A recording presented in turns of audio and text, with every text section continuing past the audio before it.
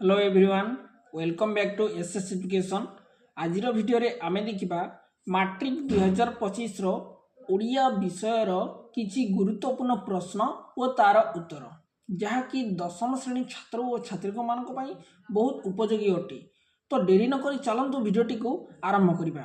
तो आज प्रथम प्रश्न होची वंदे उत्कल जननी एही कवितार प्रारंभ रे कवि कौन कहिसंती। मन रख पिला माने यार उत्तर हम उत्कल मातांकर वंदना प्रारंभ रे कहिसंती। परवर्ती प्रश्न केउथिरे उत्कल जननी बेश शोभा पाए। यार सठिक उत्तर हम कलाकृति। मन रख पिले उत्कल जननी बेश कलाकृति रे शोभा पाई थाए। सिंहनादर केते थर बादन रे मान गोविंदर निद्रा भंग हैला। यार सठिक उत्तर हम प्रथम थर रे सिंहनादर बादन रे मान गोविंद निद्रा भंग होइतिला। आक्रेषीण सिंहनाद भीम गाढ़े कले बाद्य डेस कंपिला प्रथम शब्द। यार सठिक उत्तर हम महिमंडल। मु जो ऑप्शन गुड़ाक भी राइट मार्ची यहाँ हूँ तार सठिक उत्तर। मुझे ऑप्शन गुड़ा पढ़ी आपण समय को नष्ट करूना। तो आपण मैंने केवल प्रश्न और उत्तर को मन रखु जहाँफल आपण मैंने आपण परीक्षा से ऑप्शन गुड़िक गोल मारिपारे। परवर्ती प्रश्न सिंधु को पतिबा को श्रीराम कहीं स्थिर कले। यार सठिक उत्तर हम सीता को उद्धार करने। रावण मंदहास कला कहीं। यार सठिक उत्तर हम रामंक कुशसज्जा शयन कथा शुणी। अनुकंपा सीता को केउ नाम रे संबोधन करिसेंती। यार सठिक उत्तर हम वैदेही। मृत्युंजय तुम्हें उत्कल भुवने एठारे मृत्युंजय किए। एठारे मृत्युंजय होचंती कवि सूर्य बलदेव रथ।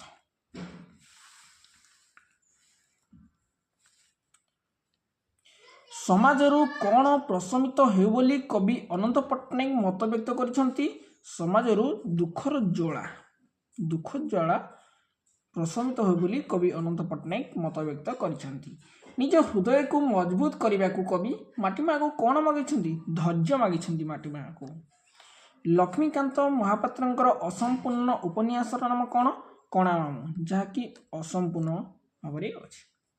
नुआ नुआ कविता लेखि कांत कवि कहार श्रद्धाभाजन होइतिले। यार सठिक उत्तर हम गोपबंधु दास। गोपबंधु नुआ नुआ कविता लेखि कांत कवि गोपबंधु दास श्रद्धाभाजन होइतिले। जन्मभूमि प्रबंधटी प्राबंधिक केउ मूल पुस्तक आसी। यार सठिक उत्तर हम प्रबंध मानसरू। मन रख पिले एटा बहुत इंपोर्टेंट क्वेश्चन था। ठीक अच्छे बहुत इंपोर्टेंट प्रश्न। त्याग मार्ग रे दीक्षित होई विषयर मालिक हेले कौन हुए। यार सठिक उत्तर हम भोग मार्गगामी जाति ठारू पथ संपूर्ण पृथक हुए। इंग्रेज पढ़ुआ कृषक माने कृषि विषय रे मातृभाषार केउ कथा को भूली जाइछंती। यार सठिक उत्तर हम टेक्निकल इडियम। मन रखिदियो बिले एटा कहला।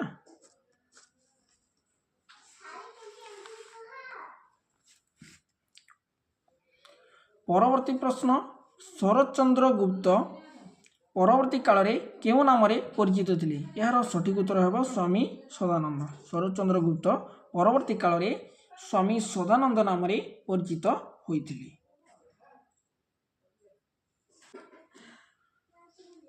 मधुसूदन राव मुख्यतः केउ प्रकार कवि थिले। यार सठिक उत्तर हम आध्यात्मवादी कवि थिले। ओडिया साहित्यर प्रथम प्रबंधर नाम कौन। यार सठिक उत्तर हम विवेकी होची ओडिया साहित्यर प्रथम प्रबंधर नाम। माटीर मनीष उपन्यासटी केउ लेखकर एक कालजयी कृति अटे। यह हूँ कालिंदी चरण पाणिग्राहींकर माटीर मनीष उपन्यास। ये नाट्य भारती भाव में यशस्वी होती। यार सठिक उत्तर हम अश्विनी कुमार घोष। अश्विनी कुमार घोष होती नाट्य भारती भाव में यशस्वी अर्जन करछंती।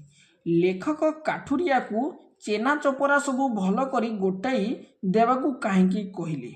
यार सठिक उत्तर मोती पादरे पशिजीव बोली। मोती पादरे पशिजीव बोली लेखक काठुरिया को चेना चपरा सबू गोटे देवाकू कहले।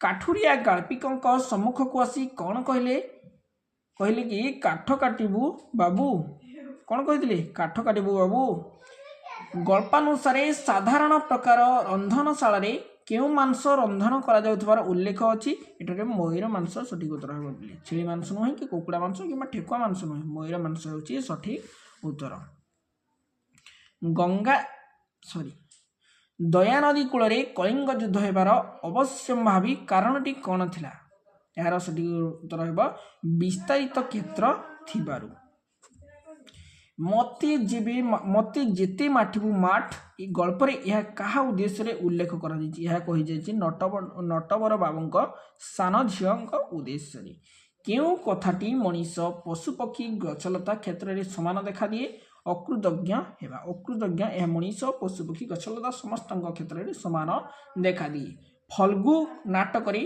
केउ परिवार चित्र देखिबा को मिलथाय यह हूँ मध्यमित परिवार फल्गु जो नाटक अच्छी से गोटे मध्यमित परिवार चित्र देखा मिलता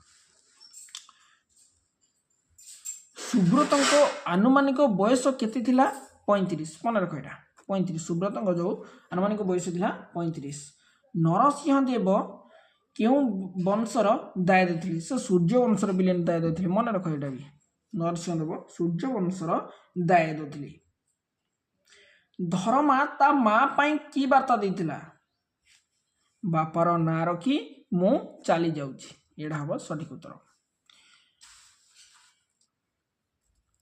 वाक्य मध्यरे कहा परे केउ पद रहिले वाक्यर भाव को स्पष्ट बुझी हुए ताको बिले आसति बा पद विन्यास बोली कहा जाय यार अन्य नाम पद विन्यास भी हमें कहि परिबा कहि बोली पारे जे देश विकेश पचा चिंगुड़ी विकेश ये मन रख बिले ये भूलिबार जिनस नुहे है समस्त वाक्यर डेस क्रियायुक्त अंश को खंड वाक्य कहुए समस्त वाक्यर समापिका क्रियायुक्त अंशटी को खंड वाक्य कहुए वाक्य द्विकर्मक क्रियापद थिले केउ कर्म परे केउ कर्म वाक्य व्यवहार करा जाए मन रख पिले यहाँ यार सठिक उत्तर हेबो ऑप्शन क जोटा गौण कर्म परे मुख्य कर्म रहिले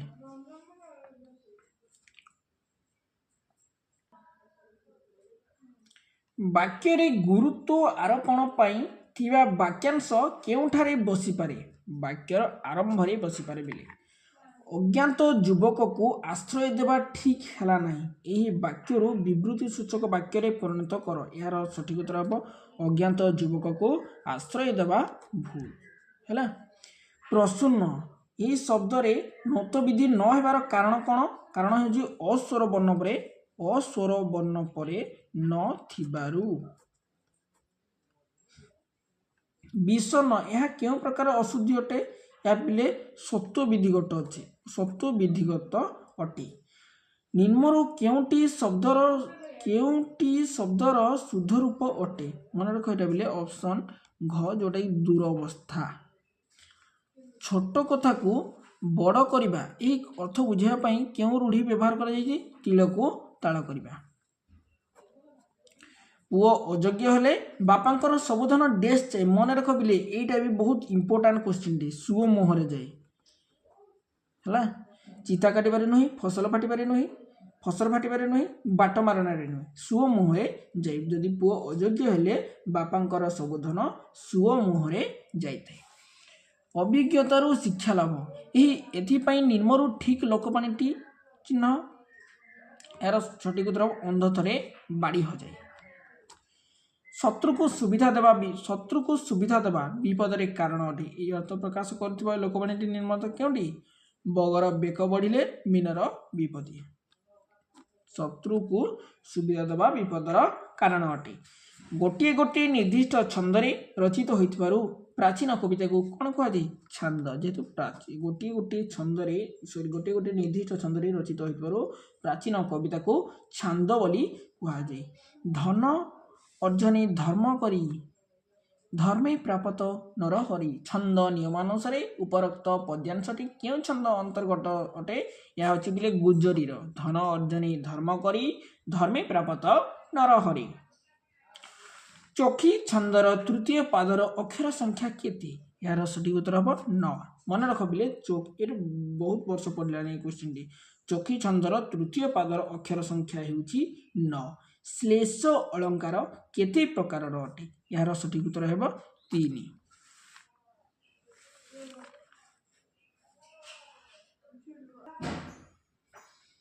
ପ୍ରକୃତିର ସୌନ୍ଦର୍ଯ୍ୟ ବିଭବ କିମ୍ବା ଅଧିକ ଗୁଣ ବିଶିଷ୍ଟ ବସ୍ତୁକୁ ଅଳଙ୍କାର ଶାସ୍ତ୍ରରେ କ'ଣ କୁହାଯାଏ? ଉପମାନ। ଦରିଦ୍ରତାପଙ୍କପୂର୍ଣ୍ଣ ମଜୀବନସର ଜଞ୍ଜାଳ ଜଳଦ ଜଳେ ଆବିଳ ଉଦର। ଏହାର ସଠିକ ଉତ୍ତର ହେବ ପିଲେ, ଏହା ହେଉଛି ରୂପକ। ଉପରୋକ୍ତ ଗଦ୍ୟାଂଶରେ କେଉଁ ଅଳଙ୍କାର ପ୍ରୟୋଗ କରାଯାଏ? ଏହା ରୂପକ ପିଲେ, ଏହା ହେଉଛି ରୂପକ ଅଳଙ୍କାର। ବରଜୀବ ରସେ ଦେଇ ମାନସ ବରଜୀବ ରସେ ଅମଧ୍ୟେ ଗ୍ରାସ। ଏଇଟା ବି ବହୁତ ଇମ୍ପୋର୍ଟାଣ୍ଟ କ୍ୱେଶ୍ଚନ୍ ପିଲେ। ଏଇଟା ହେଉଛି ଯମକ ଅଳଙ୍କାର। ଠିକ ଅଛି, ଏଇଟା ବି ଇମ୍ପୋର୍ଟାଣ୍ଟ ପିଲେ, ମନେ ରଖ। ପଢ଼ୁଛି ଯେଉଁଗୁଡ଼ା ବାରମ୍ବାର କ୍ୱେଶ୍ଚିନ୍ ଆମକୁ ମନେ ରଖିବା ଦରକାର, କାରଣ ଏଥିମଧ୍ୟରୁ ଯେଉଁଟା ବି ତୁମକୁ ଆସିବ ପରୀକ୍ଷାରେ ତୁମେ ସେଗୁଡ଼ା ଆଉ ଭୁଲ କରିବ ନାହିଁ। ଆଶା କରୁଛି ଭିଡ଼ିଓଟି ଆପଣମାନଙ୍କ ପାଇଁ ବହୁତ ହେଲ୍ପଫୁଲ୍ ରହିଥିବ। ଏଇଭଳି ପ୍ରତିଦିନ ନୂଆ ନୂଆ ମାନେ ଯେକୌଣସି ବି ବିଷୟର ପ୍ରଶ୍ନ ଉତ୍ତର ଜାଣିବା ପାଇଁ ଆମ ଚ୍ୟାନେଲଟିକୁ ନିହାତି ଭାବରେ ସବସ୍କ୍ରାଇବ୍ କରିଦିଅନ୍ତୁ ଏବଂ ଭିଡ଼ିଓଟି ଭଲ ଲାଗିଥିଲେ ଆପଣମାନେ ନିହାତି ଭିଡ଼ିଓଟିକୁ ଲାଇକ୍ଟିଏ କରିଦିଅନ୍ତୁ। ଧନ୍ୟବାଦ।